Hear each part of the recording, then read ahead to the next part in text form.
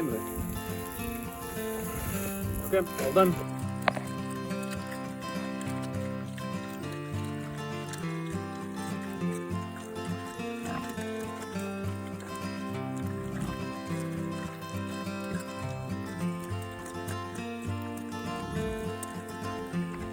What's up, y'all? It's Bootstrap Farms here, coming at you with a 2024 farm plan. Excuse the drawing, it's a little rudimentary. I am just trying to kind of lay out a framework of what we're gonna do, how we're gonna do it. Yeah. More of the what and not the how. Yeah. But you've seen the plan. Yeah. What do you think of it? You approve it? Yes. Okay, let's take a look at it. Mind the drawing, it's not great. No. So really a big part of next year, since we're going to be having the blackberries as like a soft opening of a pick your own, really the big part of next year's, or this year actually, is going to be cleaning it up and just kind of keeping it looking a lot nicer. A big issue that we've had is all this area has never been completely mowed. We've just mowed our walkways. But what we're going to do is we're going to mow from here all the way out to here, and then all the way down. So this front pasture area where all of our stuff is going to be completely mowed. We're going to plant some watermelons, and we're going to do some watermelon experiments of just planting them straight in the ground. We've actually had this last year, we had some watermelons that just were spread by some rabbits and did like just extremely well without being watered or taken care of at all. And I guess our soil is just really good for some melons. The next thing is we're going to try to build that goat pen all the way in the back. So this area right here, we already have a fence going from here to here, but we're actually just going to build it from here back. And we're debating about building this into a pig pen, depending on how our pigs sell at the market. We will be having Posey back from the butcher in a couple days.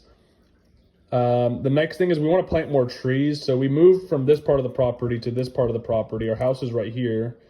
And I think what we want to do is start building like a living hedgerow of trees. Just right here, we'll start one row at a time of oaks, mulberries, figs, and then elderberry bushes. The next thing is we're going to be expanding our blackberry rows. So this year we only have enough blackberries, Arapahoes to do another row. 2025 we'll have enough to do about 9 to 10 rows. And then after that, it's just going to be exponential growth every single year. Our big garden, our market garden, I'm actually going to leave it covered in hopes that we get to kill all of that grass. The Bermuda's just been really brutal, honestly. It's been a really big pain to just kill and keep it dead. It spreads so easily. So we're going to leave these gardens completely covered, and we're going to add 2 new tarps to kind of expand them up until about June or July. And then hopefully we'll be at the farmer's market in fall.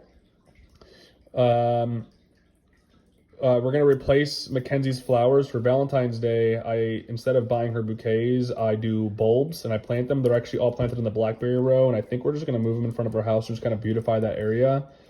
And then the last but not least is these sunflower reading nooks. I've seen these really cool pictures where essentially people do like semicircles of sunflowers, and then just like people can go read inside of it or drink a cup of coffee. It'd also be, since we don't really have, I'll show you, since we don't really have a lot of trees,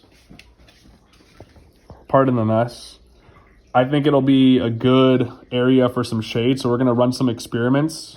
But honestly, our goal this year is just to beautify the area and get things ready for the future pick your own blackberry patches, which I'm really, really excited. We have 5 varieties. One did horribly. I think we're going to completely replace that one and then just expand from there. But I hope you guys liked this video. Leave a comment down if you have any questions or any tips. Subscribe. The channel's been steadily growing over like the past couple of years. It's just been a lot of fun. It's been a hobby for me. And like this video. It kind of gives me a boost of confidence. And it's always nice to see that you guys like the videos that I've been posting. So y'all have a good one.